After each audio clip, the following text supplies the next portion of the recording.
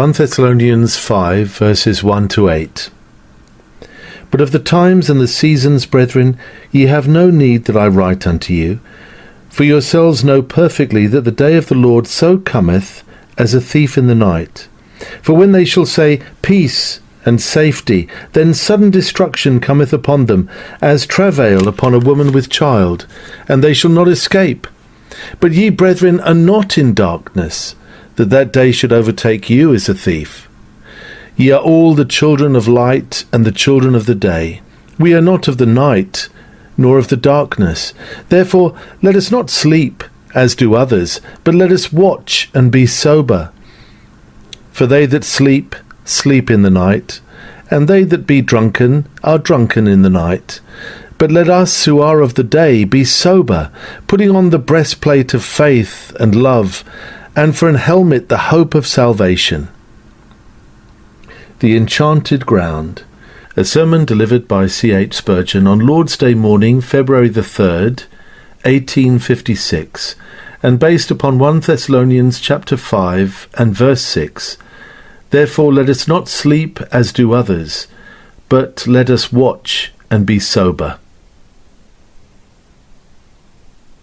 As the spiritual guide of the flock of God along the intricate mazes of experience, it is the duty of the gospel minister to point out every turning of the road to heaven, to speak concerning its dangers or its privileges, and to warn any whom he may suspect to be in a position peculiarly perilous. Now there is a portion of the road which leadeth from the city of destruction to the celestial city, which has in it perhaps more dangers than any other portion of the way. It doth not abound with lions, there are no dragons in it, it hath no dark woods and no deep pitfalls, yet more seeming pilgrims have been destroyed in that portion of the road than anywhere else, and not even Doubting Castle with all its host of bones can show so many who have been slain there. It is the part of the road called the Enchanted Ground. The great geographer John Bunyan well pictured it when he said, I then saw in my dream that they went on till they came to a certain country, whose air naturally tended to make one drowsy, if he came a stranger into it. And here Hopeful began to be very dull and heavy of sleep. Wherefore he said unto Christian, I do now begin to grow so drowsy that I can scarcely hold up mine eyes. Let us lie down here and take one nap. By no means, said the other, lest sleeping we never wake more. Why, my brother, sleep is sweet to the labouring man. We may be refreshed if we take a nap. Do you not remember that one of the shepherds bid us beware of the enchanted ground? He meant by that we should beware of sleeping. Wherefore let us not sleep as do others, but let us watch and be sober.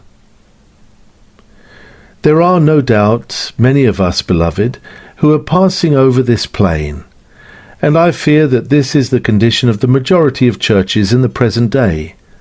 They are lying down on the settles of lukewarmness in the arbours of the enchanted ground. There is not that activity and zeal we could wish to see among them. They are not perhaps notably heterodox, they may not be invaded by the lion of persecution, but they are somewhat worse than that. They are lying down to slumber, like heedless and too bold in the arbour of sloth. May God grant that his servants may be the means of arousing the church from its lethargy, and stirring it up from its slumbers, lest haply professors should sleep the sleep of death. This morning I intend to show you what is meant by the state of sleep into which Christians sometimes fall. Secondly, I shall use some considerations, if possible, to wake up such as are slumbering. Thirdly, I shall mark sundry times when the Christian is most liable to fall asleep, and shall conclude by giving you some advice as to the mode in which you should conduct yourselves when you are passing over the enchanted ground, and feel drowsiness weighing down your eyelids. First, what is that state of sleep into which the Christian man may fall? It is not death, He was dead once, but he is now alive in Christ Jesus, and therefore shall never die. But though a living man shall not die, being quickened by an immortal life, yet that living man may sleep.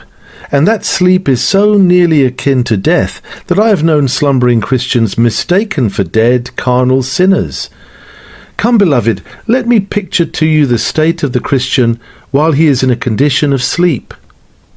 First, sleep is a state of insensibility, and such is that state which too often falls upon even the best children of God. When a man is asleep, he is insensible. The world goes on, and he knows naught about it. The watchman calls beneath his window, and he sleeps on still. A fire is in a neighbouring street. His neighbour's house is burned to ashes, but he is asleep and knows it not. Persons are sick in the house, but he is not awakened. They may die, and he weeps not for them. A revolution may be raging in the streets of his city. A king may be losing his crown, but he that is asleep shares not in the turmoil of politics. A volcano may burst somewhere near him, and he may be in imminent peril, but he escapeth not. He is sound asleep. He is insensible. The winds are howling, the thunders are rolling across the sky, and the lightnings flash at his window. But he that can sleep on careth not for these, and is insensible to them all. The sweetest music is passing through the street, but he sleeps, and only in dreams doth he hear the sweetness. The most terrific wailings may assail his ears, but his sleep has sealed them with the wax of slumber, and he hears not. Let the world break in sunder, and the elements go to ruin. Keep him asleep, and he will not perceive it. Christian, behold your condition. Have you not sometimes been brought into a condition of insensibility? You wished you could feel, but all you felt was pain because you could not feel. You wished you could pray. It was not that you felt prayerless, but it was because you did not feel at all. You sighed once. You would give a world if you could sigh now. You used to groan once. A groan now would be worth a golden star if you could buy it. As for songs, you can sing them, but then your heart does not go with them. You go to the house of God, but when the multitude that keep holy day in the full tide of song send their music up to heaven, you hear it, but your heart does not leap at the sound. Prayer goeth solemnly like the evening sacrifice up to God's throne. Once you could pray too, but now while your body is in the house of God, your heart is not there. You feel you have brought the chrysalis of your being, but the fly is gone away from it. It is a dead, lifeless case. You have become like a formalist. You feel that there is not that savour, that unction in the preaching that there used to be. There is no difference in your minister, you know. The change is in yourself. The hymns and the prayers are just the same, but you have fallen into a state of slumber. Once if you thought of a man's being damned, you would weep your very soul out in tears. But now you could sit at the very brink of hell and hear its wailings unmoved. Once the thought of restoring a sinner from the error of his ways would have made you start from your bed at midnight, and you would have rushed through the cold air to help to rescue a sinner from his sins. Now, talk to you about perishing multitudes, and you hear it as an old, old tale. Tell you of thousands swept by the mighty flood of sin onwards to the precipice of destruction. You express your regret, you give your contribution, but your heart goeth not with it. You must confess that you are insensible, not entirely, but too much so. You want to be awake, but you groan because you feel yourselves to be in this state of slumber. Then again, he that sleepeth is subject to diverse illusions. When we sleep, judgment goeth from us, and fancy holdeth carnival within our brain. When we sleep, dreams arise and fashion in our head strange things. Sometimes we are tossed on the stormy deep, and anon we revel in kings' palaces. We gather up gold and silver as if they were but the pebbles of the shore, and anon we are poor and naked, shivering in the blast. What illusions deceive us! The beggar in his dreams becomes richer than Plutus, and the rich man as poor as Lazarus. The sick man is well, the healthy man hath lost his limbs, or is dead. Yes, dreams do make us descend to hell, or even carry us to heaven. Christian, if thou art one of the sleepy brotherhood, thou art subject to diverse illusions. Strange thoughts come to thee, which thou never hadst before. Sometimes thou doubtest if there be a God, or if thou dost exist thyself. Thou tremblest lest the gospel should not be true, and the old doctrine which once thou didst hold with a stern hand, thou art almost inclined to let go. Vile heresies assail thee. Thou thinkest that the Lord that bought thee was not the Son of God. The devil tells thee that thou art none of the Lord's, and thou dreamest that thou art cast away from the love of the covenant. Thou criest, I would but cannot sing. I would but cannot pray. And thou feelest as if it were all in question whether thou art one of the Lord's or not. Or perhaps thy dreams are brighter, and thou dreamest that thou art somebody, great and mighty, a special favourite of heaven. Pride puffs thee up. Thou dreamest that thou art rich, and hast need of nothing, whilst thou art naked, poor, and miserable. Is this thy state, O Christian? If so, may God wake thee up from it. Again, sleep is a state of inaction. No daily bread is earned by him that sleepeth. The man who is stretched upon his couch neither writeth books, nor tilleth the ground, nor plougheth the sea, nor doth aught else. His hands hang down, his pulse beateth, and life there is, but he is positively dead as to activity. O beloved, here is the state of many of you. How many Christians are inactive? Once it was their delight to instruct the young in the Sabbath school, but that is now given up. Once they attended the early prayer meeting, but not now. Once they would be hewers of wood and drawers of water, but alas, they are asleep now. Am I talking of what may happen? Is it not too true almost universally? Are not the churches asleep? Where are the ministers that preach?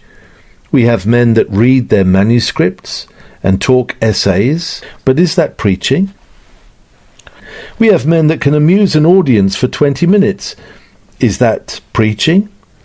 Where are the men that preach their hearts out and say their souls in every sentence? Where are the men that make it not a profession but a vocation, the breath of their bodies, the marrow of their bones, the delight of their spirits? Where are the Whitfields and Wesleys now? Are they not gone? Gone? Gone! Where are the Rowland Hills now, who preached every day and 3 times a day, and were not afraid of preaching everywhere the unsearchable riches of Christ? Brethren, the church slumbers. It is not merely that the pulpit is a sentry box with the sentinel fast asleep, but the pews are affected. How are the prayer meetings almost universally neglected? Our own church stands out like an almost solitary green islet in the midst of a dark, dark sea. One bright pearl in the depths of an ocean of discord and confusion. Look at neighbouring churches. Step into the vestry and see a smaller band of people than you would like to think of, assembled round the pastor, whose heart is dull and heavy Hear one brother after another pour out the dull, monotonous prayer that he has said by heart these 50 years, and then go away and say, "Where is the spirit of prayer? Where the life of devotion?" Is it not almost extinct? Are not our churches fallen from their high estate? God, wake them up and send them more earnest and praying men. Once more, the man who is asleep is in a state of insecurity. The murderer smiteth him that sleeps. The midnight robber plundereth his house that resteth listlessly on his pillow. Jael smiteth a sleeping Sisera. Abner taketh away the spear from the bolster of a slumbering Saul. A sleeping Eutychus falleth from the third loft, and is taken up dead. A sleeping Samson is shorn of his locks, and the Philistines are upon him. Sleeping men are ever in danger. They cannot ward off the blow of the enemy or strike another. Christian, if thou art sleeping, thou art in danger. Thy life, I know, can never be taken from thee. That is hid with Christ in God. But, oh, thou mayest lose thy spear from thy bolster. Thou mayest lose much of thy faith, and thy cruse of water wherewith thou dost moisten thy lips may be stolen by the prowling thief. O thou little knowest thy danger. Even now the black-winged angel takes his spear, and standing at thy head he says to Jesus, as to David, "Shall I smite him? I will smite him but once." David said, and our Jesus whispers, "Thou shalt not smite him. Take his spear and his cruse, but thou shalt not kill him." But, oh, awake, thou slumberer! Start up from the place where thou now liest in thy insecurity. This is not the sleep of Jacob, in which ladders unite heaven and earth, and angels tread their ascending rounds. But this is the sleep where ladders are raised from hell, and devils climb upward from the pit to molest thy spirit. This brings me to the second point, some considerations to wake up sleepy Christians.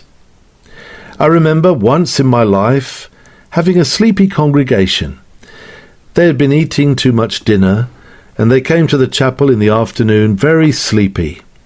So I tried an old expedient to rouse them. I shouted with all my might, "Fire! Fire! Fire!"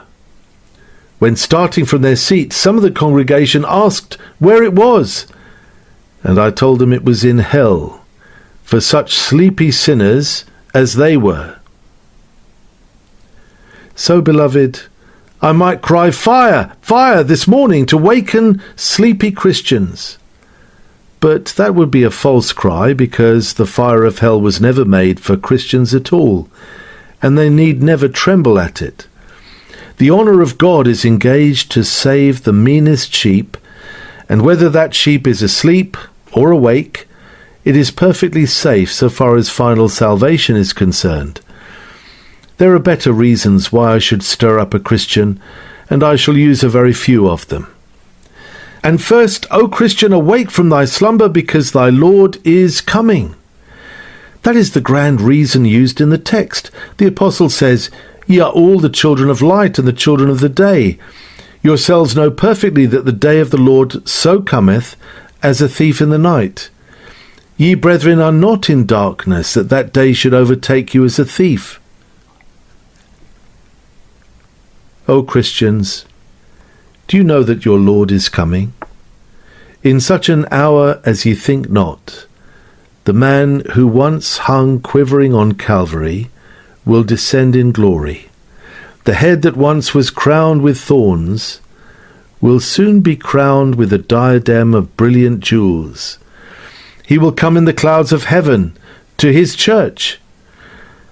Would you wish to be sleeping when your Lord comes? Do you want to be like the foolish virgins, or like the wise ones either, who while the bridegroom tarried, slumbered and slept? If our Master were to appear this morning, Are there not half of us in such a state that we should be afraid to see him?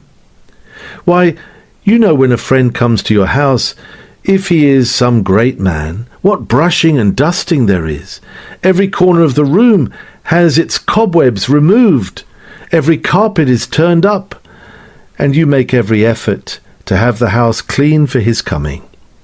What, and will you have your house dusty and the spiders of neglect building the cobwebs of indolence in the corners of your house when your Lord may arrive tomorrow?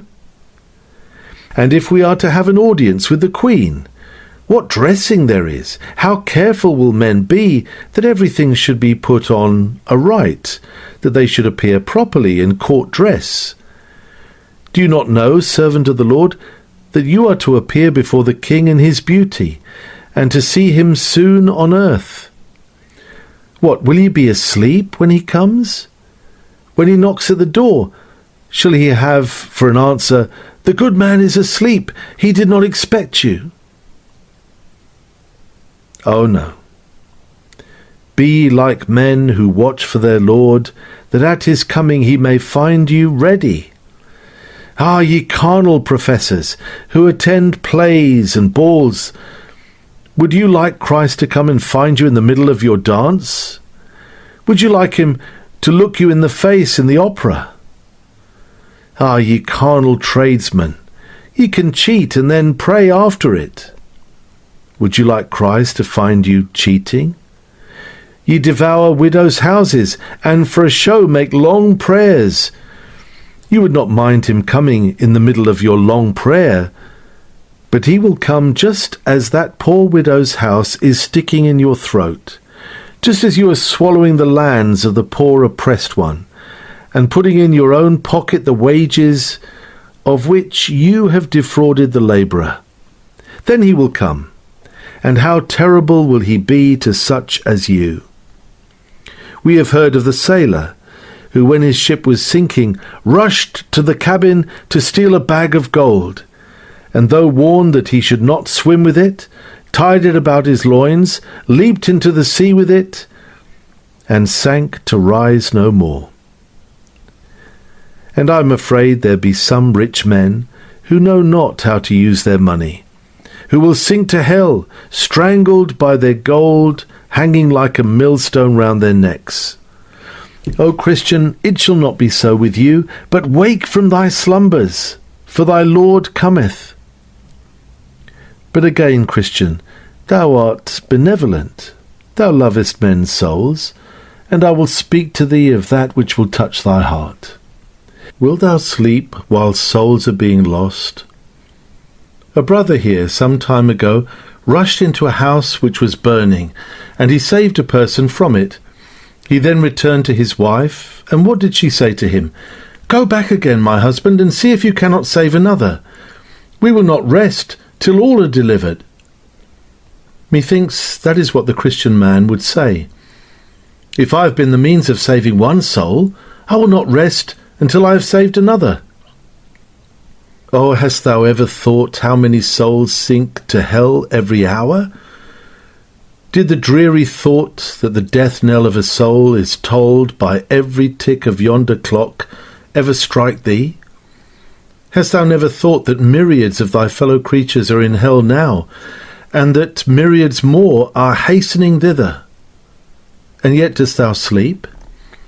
What, physician, wilt thou sleep when men are dying? Sailor, wilt thou sleep when the wreck is out at sea, and the lifeboat is waiting for hands to man it? Christian, wilt thou tarry while souls are being lost?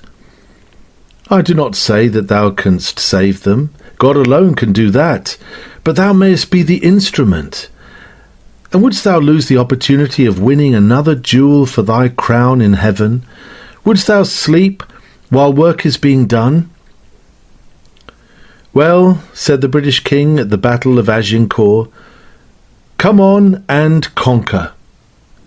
And gentlemen in England, now abed, shall think themselves accursed they were not here, and hold their manhood cheap, when any speaks that fought with us upon this glorious day. So methinks, when souls are being saved, Christians in bed may think themselves accursed. They are not here. Sleepy Christian, let me shout in thine ears. Thou art sleeping while souls are being lost, sleeping while men are being damned, sleeping while hell is being peopled, sleeping while Christ is being dishonoured, sleeping while the devil is grinning at thy sleepy face, sleeping while demons are dancing round thy slumbering carcass, and telling it in hell that a Christian is asleep. You will never catch the devil asleep. Let not the devil catch you asleep. Watch and be sober, that ye may be always up to do your duty. I have no time to use other considerations, though the subject is large enough, and I should have no difficulty in finding sticks enough to beat a sleeping dog with. Let us not sleep as do others. Now it may be asked, when is the Christian most liable to sleep? First I answer, he is most liable to sleep when his temporal circumstances are all right. When your nest is well feathered, you are then most likely to sleep. There is little danger of your sleeping when there is a bramble bush in the bed.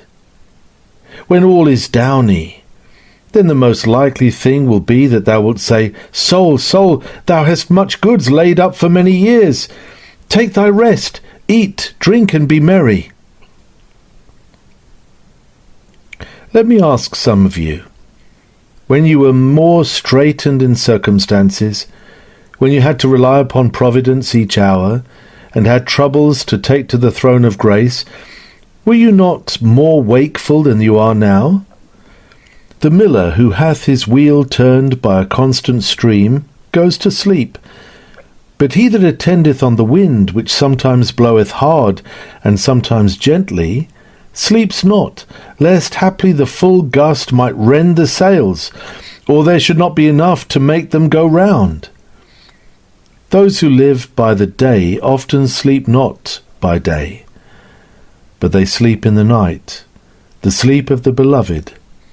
Easy roads tend to make us slumber. Few sleep in a storm, many sleep on a calm night. He is a brave boy indeed who can have his eyes sealed when upon the high and giddy mast, in bosom of the rude imperious surge. But he is no wonder who sleepeth when there is no danger. Why is the church asleep now?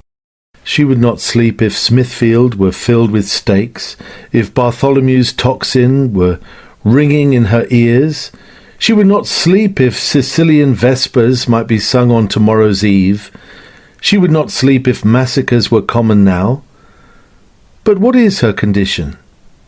Every man sitting under his own vine and his own fig tree, none daring to make him afraid. Tread softly. She is fast asleep. Wake up, church, or else we will cut down the fig tree about thine ears. Start up, for the figs are ripe. They hang into thy sleepy mouth, and thou art too lazy to bite them off.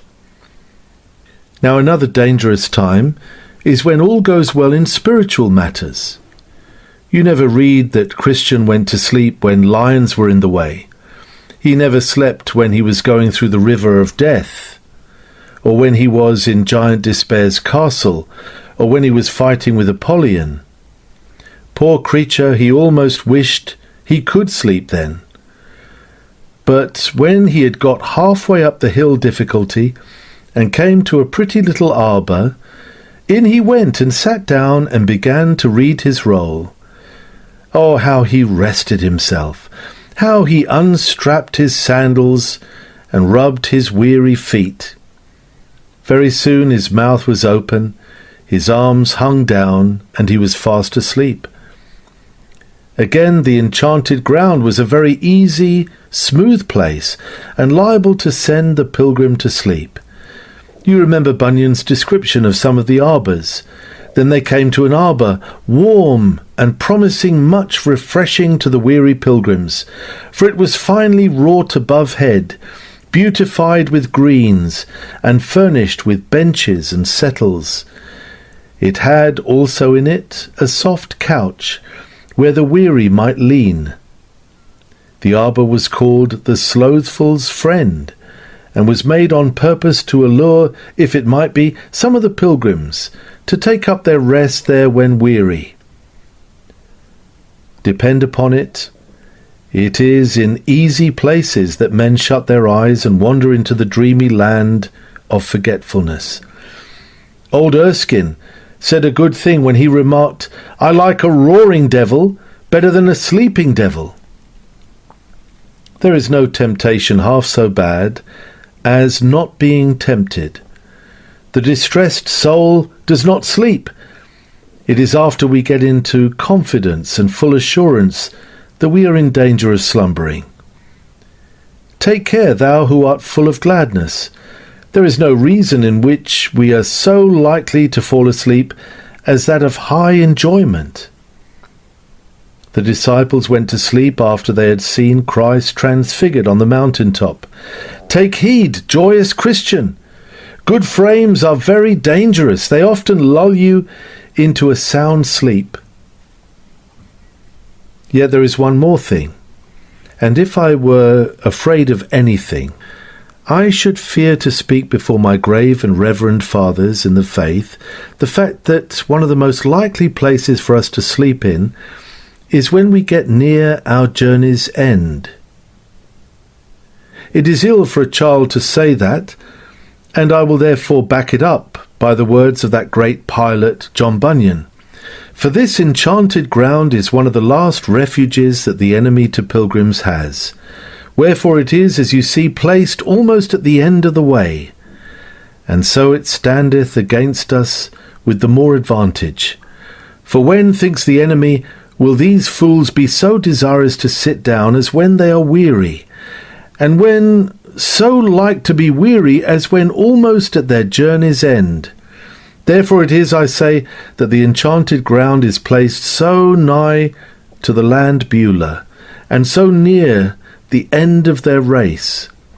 Wherefore let pilgrims look to themselves, lest it happen to them as it has done to these, that as you see are fallen asleep, and none can awake them.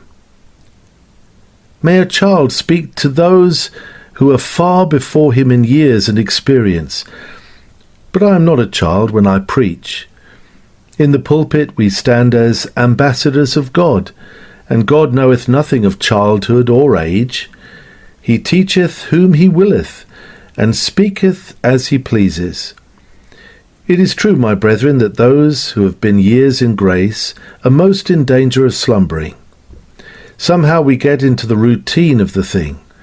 It is usual for us to go to the house of God. It is usual for us to belong to the church, and that of itself tends to make people sleepy. Go into some of your churches in London, and you will hear a most delicious sermon preached to a people all sound asleep. The reason is that the service is all alike. They know when they have got to the third Our Father which art in heaven, when they have passed the confession general, and when they have got to the sermon, which is the time to sleep for 20 minutes. If the minister should smite his fist ecclesiastic upon the Bible, or enliven his faculties with a pinch of snuff, or even use his pocket handkerchief, the people would wake up, because it would be something out of the usual course. Or if he uttered an odd sentiment, they might be aroused, and would probably think that he had broken the 59th commandment in making some of the congregation smile. But he never violates decorum. He stands the very mirror of modesty, and the picture of everything that is orderly. I have digressed, but you will see what I mean. If we are always going on the same road, we are liable to sleep. If Moab gets at ease, and is not emptied from vessel to vessel, he sleeps on, for he knows no change. And when years have worn our road with a rut of godliness, we are apt to throw the reins on our horse's neck and sleep soundly. Now lastly, let me give a little good advice to the sleeping Christian. But Christian, if thou art asleep, thou wilt not hear me. I will speak gently then, and let thee sleep on. No, I will not. I will shout in thine ears, Awake, thou that sleepest, arise from the dead, and Christ shall give thee light. Go to the ant, thou sluggard, consider her ways and be wise. Put on thy beautiful garments, O Jerusalem, put on thy glorious array, thou church of the living God. But now what is the best plan to keep awake when you are going across the enchanted ground? This book tells us that one of the best plans is to keep Christian company and talk about the ways of the Lord. Christian and Hopeful said to themselves, Let us talk together, and then we shall not sleep. Christian said, Brother, where shall we begin? And Hopeful said, We will begin where God began with us. There is no subject so likely to keep a man awake as talking of the place where God began with him. When Christian men talk together, they won't sleep together. Hold Christian company, and you will not be so likely to slumber.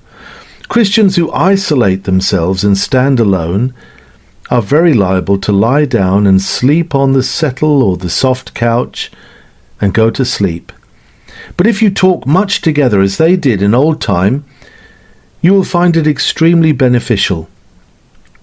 Two Christians talking together of the ways of the Lord will go much faster to heaven than one. And when a whole church unite in speaking of the Lord's loving kindness, verily, beloved, there is no way like that of keeping themselves awake. Then let me remind you that if you will look at interesting things, you will not sleep. And how can you be kept awake in the enchanted ground better than by holding up your Saviour before your eyes? There are some things, it is said, which will not let men shut their eyes if they are held before them. Jesus Christ crucified on Calvary is one of these. I never knew a Christian go to sleep at the foot of the cross, but he always said, Sweet the moments, rich in blessing, which before the cross I spend. And he said too, Here I'd sit forever viewing mercy's streams in streams of blood. But he never said, Here I would lie down and sleep, for he could not sleep with that shriek, Eloi, Eloi, lama sabachthani, in his ears. He could not sleep with, It is finished, going into his very soul. Keep thou near to the cross, Christian, and thou wilt not sleep. Then I would advise thee to let the wind blow on thee. Let the breath of the Holy Spirit continually fan thy temples, and thou wilt not sleep. Seek to live daily under the influence of the Holy Ghost. Derive all thy strength from him, and thou wilt not slumber. Lastly, labour to impress thyself with a deep sense of the value of the place to which thou art going. If thou rememberest that thou art going to heaven, thou wilt not sleep on the road. If thou thinkest that hell is behind thee, and the devil pursuing thee, I am sure thou wilt not be inclined to sleep. Would the manslayer sleep if the avenger of blood were behind him, and the city of refuge before him? Christian, wilt thou sleep whilst the pearly gates are open, the songs of angels waiting for thee to join them, a crown decorated with delight to be worn upon thy brow? Ah, no! Forget the steps already trod, and onward urge thy way. Weak as thou art, thou shalt not faint, or fainting shalt not die. He feeds the strength of every saint. He'll help thee from on high. Dearly beloved, I have finished my sermon. There are some of you that I must dismiss because I find nothing in the text for you. It is said, Let us not sleep as do others, but let us watch and be sober. There are some here who do not sleep at all because they are positively dead. And if it takes a stronger voice than mine to wake the sleeper, how much more mighty must be that voice which wakes the dead? Yet even to the dead I speak, for God can wake them, though I cannot. O dead man, dost thou not know that thy body and thy soul are worthless carrion? That whilst thou art dead thou liest abhorred of God, abhorred of man? That soon the vulture of remorse will come and devour thy lifeless soul? And though thou hast lived in this world these 70 years perhaps without God and without Christ, in thy last hour the vulture of remorse shall come and tear thy spirit. And though thou laughest now at the wild bird that circles in the sky, he will descend upon thee soon, and thy death will be a bed of shrieks, howlings, and wailings, and lamentations, and yells. Dost thou know more still, that afterwards that dead soul will be cast into Tophet, and as in the east they burn the bodies, so thy body and thy soul together shall be burned in hell? Go not away and dream that this is a metaphor. It is truth. Say not, it is a fiction. Laugh not at it as a mere picture. Hell is a positive flame. It is a fire that burns the body, albeit that it burns the soul too. There is physical fire for the body, and there is spiritual fire for the soul. Go thy way, O man, such shall be thy fate. Even now thy funeral pile is building. Thy years of sin have laid huge trees across each other, and see, the angel is flying down from heaven with a brand ready lit. Thou art lying dead upon the pile. He puts the brand to the base thereof. Thy disease proves that the lower parts are kindling with the flame. Those pains of thine are the crackling of the fire.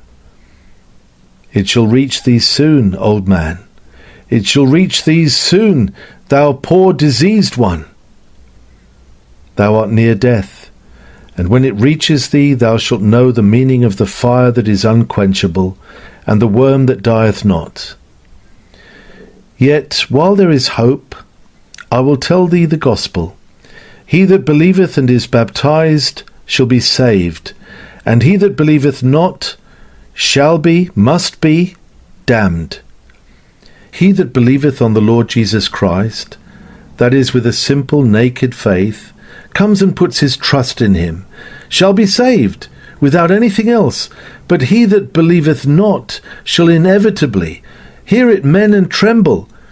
He that believeth not shall assuredly be damned.